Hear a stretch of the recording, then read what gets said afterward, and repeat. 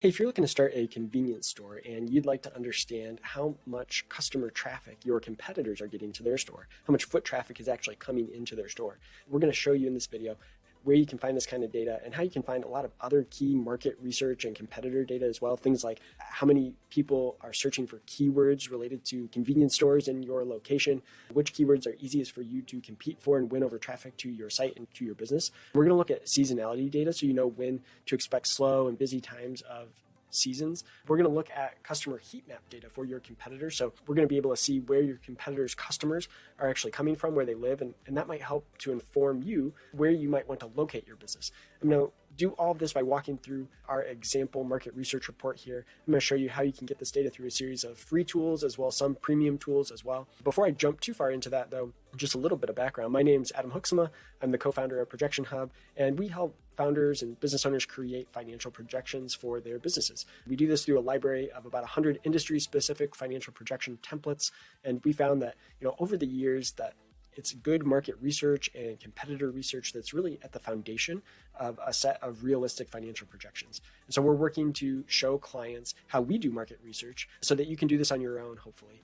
And we're also publishing our convenience store financial projection template. So there's a link in the description of the video below to our projection template built specifically for convenience stores, which really relies on the number of customer visits to help estimate revenue. And so it's important to get a reliable customer traffic estimate as best as possible. And so we're going to put a link in the description of the video below to that template. And if you stick around to the end of the video, I'm going to give you a discount code as a thank you for watching to the end of the video, so you can take a discount on that template as well. So with that in mind, let's go ahead and dive into this report. Okay, so this is our example market research report for a convenience store. We are assuming that we're going to start Corner Quick Mart in the Indianapolis, Indiana area. And the first thing we're going to do is look at market demand for convenience stores. And the way we're going to do that is with a free tool called Google Keyword Planner. And this provides search traffic estimates for relevant keywords that our potential customers might be searching for. So obviously, our customers might be searching for convenience store. And so convenience store, that keyword phrase, receives approximately 673,000 monthly searches from individuals in the Indianapolis area, according to Google Keyword Planner. We can also see that your competitors are paying between $1.09 and $3.35 per click for that keyword phrase for convenience store to drive customers to their website. And so that'll help you understand, what it would take on an advertising budget basis to compete for those keywords. Now, Google Keyword Planner also gives us a whole bunch of other ideas on other relevant keywords like convenience store near me, nearest convenience store, convenience shops near me, and you can see the average monthly search volume. And this is, again, we have the location set to Indianapolis. So this is just specifically for people in the Indianapolis metro area that are searching for these phrases. And you can see the 3-month change and the year-over-year change and the competition. So this would help indicate whether the competition to rank for this or the competition to advertise for this is low, medium, or high. And so it's really going to mostly be a function of how much you'd have to pay to advertise for these keywords, the competition rank here. The next thing that we're going to look at is market demand seasonality. And so what we can do here is use another free tool called Google Trends. So if you go to Google Trends and then you search for convenience store near me in the United States, it's going to show you that it is actually pretty seasonal in nature. January is consistently the lowest search volume for convenience store near me, with the summer tending to be the high point of the season.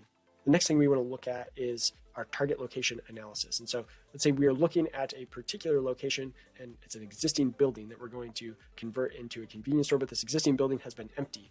And so it's not all that helpful to have customer foot traffic estimates to an empty building, right? But what is helpful is to look at the customer foot traffic nearby. And so through our partner at Advan Research, we can take a look at estimated foot traffic to different buildings. So let's say this building here is where we're hoping to locate our business, but it's been empty. So if we look at this building, this is the strip mall that shares a parking lot with our proposed location. And it does have good relevant foot traffic data. We can see that over the last month, they had 11,110 visitors to this particular location.